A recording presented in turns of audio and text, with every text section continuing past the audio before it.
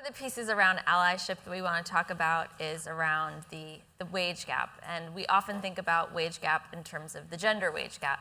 And there's also so much more and so many more layers to the state of the wage gap and what we need to do to fix it. And this was something, again, I learned on that awesome newsletter, the Race Ahead newsletter. And once I had more understanding about what's actually going on and what the discrepancy is, it was one of those things where I was like, I don't know if other people know about this, but I want other people to know. So I'm hoping that today you'll get some more insight about what's actually going on, what companies can do to shift it, and what we can do as individuals to shift it as well. So I'm going to bring up our next speaker, Lili Gangas, and she is the Chief Community Technology Officer for the Kapor Center for Social Impact. They're an amazing organization in Oakland. Lili and I have had wonderful conversations about this topic, and I know she's got a lot of my conversations with her opened my eyes even more, so I'm excited for what she's about to share with you today. So I want to welcome Lili to the stage.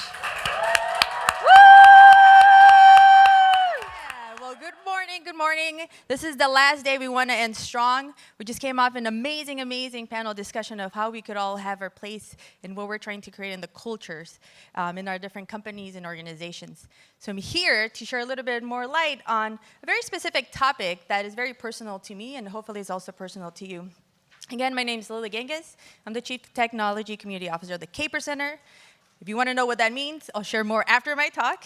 But I'm here to also just share some stats, but also share some stories. Some of this data has been gathered from the Census, the Department of Labor, as well as other research entities. So let's get started. So how many of you here on April 10th tweeted, posted something about Equal Pay Day? Raise your hand. All right.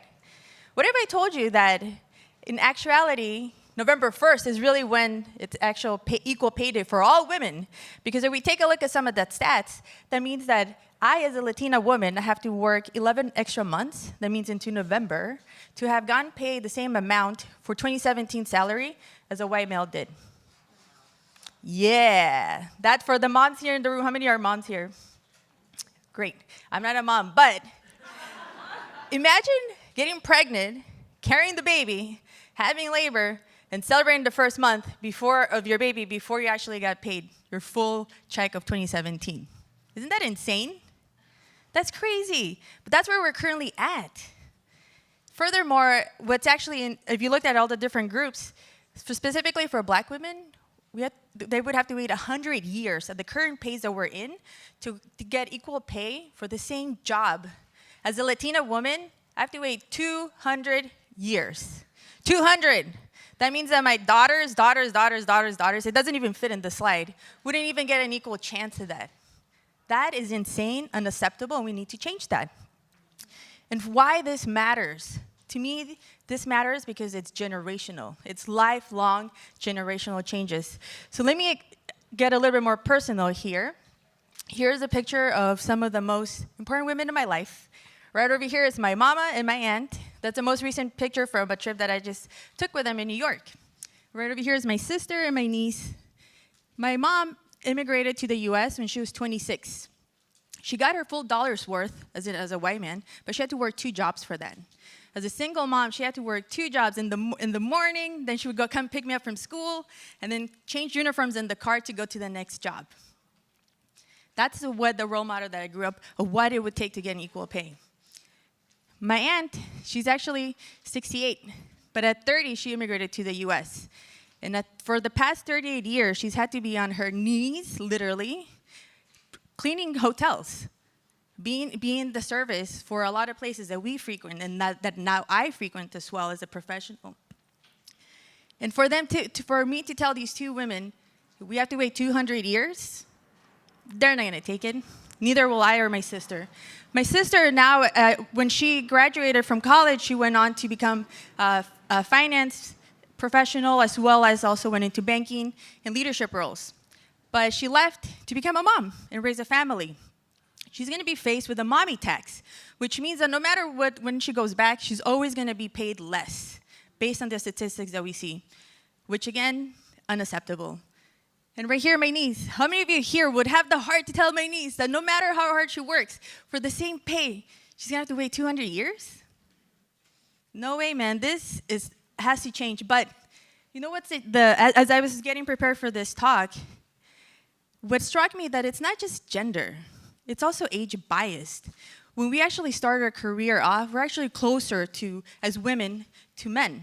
But as we start getting older, when we start becoming more professional, when you think you should be earning more, the discrepancy actually gets bigger. But it's beyond gender, it's beyond occupation. I shared those examples of my mom and my aunt as quote unquote blue collar workers, right? But actually the biggest pay gap difference is in professional services. Like folks in this room, your surgeons, your finance advisors. That's where we should be actually also taking a look at. What is causing those pay gaps? But honestly, for me, what was the most insightful takeaway, that this is definitely beyond gender. If you take a look at this group of the data, what actually sticks out on the end? It's actually that for comparing men and women, men of color and women of color get paid less than white women.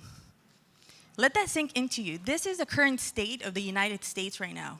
We're supposed to be one of the most advanced countries in the world, and yet we can't get some of the basic things up to par. This is for the same pay, the same job in the country, where women and men of color still get paid less than white women. But what can we do? What can we as individuals in this room, once we leave these four walls, leave this amazing conference, what can we do? There's a lot.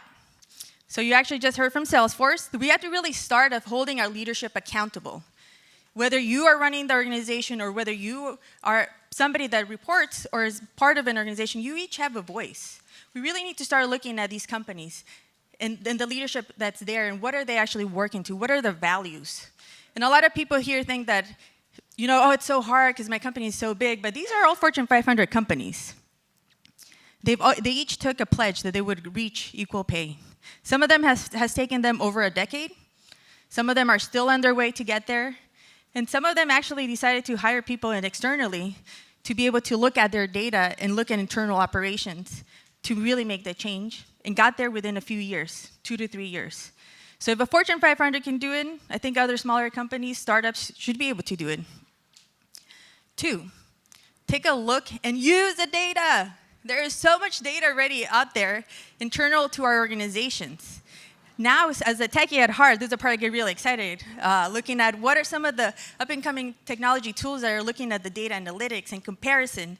There is so much new technology that's available now that can let you slice and dice the data in different ways. Just in 2016, 130 plus companies, private companies, got close to $2 billion in investment to be able to provide these types of solutions for us, for corporations, for organizations to be able to do that. So the technology is there, the data is there. But if we take a look now as individuals and we think, can I actually make a difference? Can me speaking up make a difference? Yes. I wanted to share an example of Erica Joy Baker, who was a Google engineer. About 3 years ago, she decided to tackle this. She used her voice, she used the internet, she used a Google Doc spreadsheet to be able to collect the pay inside her organization. And that's where she started realizing everybody started putting their information and the gaps were super obvious. And this led from one person having a question, standing up and actually taking action, to a national discussion that now, especially in Silicon Valley, that the discussion of diversity and inclusion has been in everything that we're doing, right? And so one person does make a difference. Will you be that one person that decides to speak up and really take action? Another stat that to me resonated was, if we just take a look at women, if equal pay for all women was able to be achieved, did you know that we could actually cut poverty rate in the US by 50%? 50% of the poverty in the US could be eradicated if we just paid the women what they earned. This isn't asking for something out of this world. This is equal work for equal pay. So we have the tools and we have the data, but do we have the will? And I'm not waiting 200 years, as neither is my mom, neither is my aunt, and definitely not my niece. So I will ask you, and hopefully you will also join me in having the will not to wait and really change this. So in that end, you want to learn more about this, I would love to connect and collaborate. Some of the stats that I shared are part of our Leaky Tech Pipeline research report that actually looks at all this type of intersectionality data from pre-K to entrepreneurship. There's also a recent JobWell blog post that I wrote that talks about the work that I do, specifically more around building inclusive tech communities in Oakland and other cities. So hope you guys can all join me.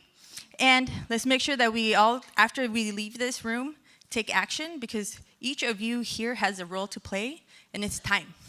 200 years? Hell no. 100 years? No way, man. Even 20 years. Let's end the pay gap within this generation. And so I put the challenge to you. Thank you.